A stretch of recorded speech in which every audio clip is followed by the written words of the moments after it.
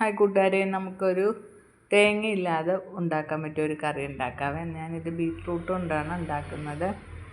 അപ്പം നമ്മളൊരു പാൻ അടുപ്പത്ത് വെച്ച് അതിലേക്ക് കുറച്ച് വെളിച്ചെണ്ണയിലാണ് ഉണ്ടാക്കുന്നത്. കുറച്ച് കടുകും മുളകും ഇട്ട് കടുക് വറുത്ത് അതിനകത്തേക്ക് ഒരു ചെറിയ സവാളയും ഒരു 3 പച്ചമുളകും കുറച്ച് വേപ്പിലയും കൂടി ഇട്ട് നല്ലപോലെ വാട്ടിയെടുക്കണം.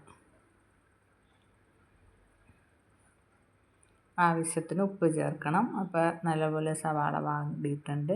അതിലേക്ക് നമ്മൾ അരിഞ്ഞു വെച്ചിരിക്കുന്ന ബീറ്റ്റൂട്ട് കൂടി ചേർത്ത് കൊടുക്കാവേ. എന്നിട്ട് നല്ലപോലെ മിക്സ് ചെയ്യണം. പിന്നെ ബാക്കി നമ്മൾ അതിനകത്ത് ഇച്ചിരി ഉപ്പ് കുറവ് എനിക്ക് തോന്നിയതുകൊണ്ട് ഞാൻ കുറച്ചുകൂടെ ഉപ്പിട്ട് വാട്ടിയതാണ്.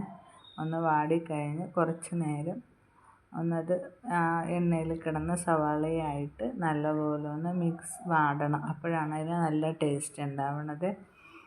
പിന്നെ അത് നമ്മൾ കുറച്ച് നേരം അടച്ചു വെച്ച് കൂടി വേവിക്കണം.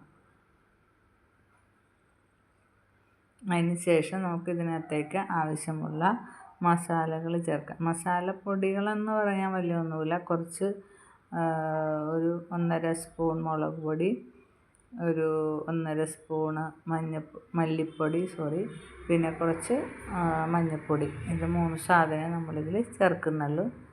പിന്നെ നല്ലപോലെ ഒന്ന് മിക്സ് ചെയ്യണം. ആ പൊടികളെല്ലാം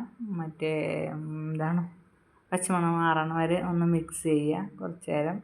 എന്നിട്ട് കുറച്ച് നേരം മിക്സ് ചെയ്ത ശേഷം പിന്നെ നമ്മൾ ഇതിനകത്ത് ചേർക്കുന്നത് പുളിവെള്ളമാണ്. പുളി ചേർക്കണം. പുളി ചേർക്കുമ്പോഴാണ് നല്ല സൂപ്പർ ടേസ്റ്റാണിത്. ശരിക്കും നമ്മൾ ഇഞ്ചിക്കറിയൊക്കെ ഉണ്ടാക്കണ ഒരു രീതി തന്നെയാണ്. പക്ഷേ ഇത് നല്ല സൂപ്പർ ടേസ്റ്റാണ് കേട്ടോ. ഇതിന് കറിക്ക് വേറെ ഒന്നും ഇല്ലെങ്കിലും നമുക്ക് കഴിക്കാൻ, ചോറുണ്ണാനായിട്ട്, ദോശയുടെ കൂടെ കഴിക്കാനൊക്കെ അടിപൊളി ടേസ്റ്റാണ് ഇതിന്. അപ്പോൾ നമ്മളിത് നല്ലപോലെ മിക്സ് ചെയ്ത് നല്ലപോലെ ഒന്ന് തിളപ്പിച്ചെടുത്തിട്ട് ഒന്ന് കുറുകി വരണ പരുവാവണേ. നല്ലപോലെ കുറുകി വന്നിട്ടില്ലേ. അപ്പം അതിലേക്ക് നമ്മൾ ഒരു സ്വല്പം ശർക്കരപ്പാനി ചേർക്കുന്നുണ്ട്. ഒരു മധുരം കൂടി കിട്ടുമ്പോൾ അതിനൊരു ടേസ്റ്റ് ഉണ്ടാവും. ഞാൻ എപ്പോഴും ഇങ്ങനെ തീയൽ, സാമ്പാർ, രസം ഇതൊക്കെ ഉണ്ടാക്കുമ്പോൾ, ഇങ്ങനത്തെ കറികളൊക്കെ ഉണ്ടാക്കുമ്പോൾ ഇച്ചിരി ശർക്കര ചേർക്കാറുണ്ട്.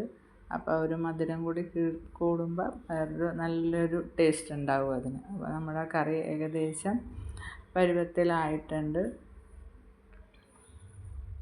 ശർക്കര ഇച്ചിരി പാനിയായിട്ടാണ് ഉപയോഗിച്ചേക്കണത്, അതുകൊണ്ടാണ്.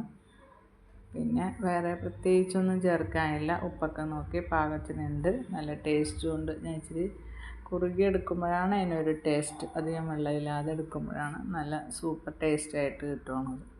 വേറെ ഒരു കറിയില്ലെങ്കിലും ഇത് മാത്രം മതി നമുക്ക് ഉണക്കാം. അപ്പോൾ ഓക്കെ, ബൈ ബൈ.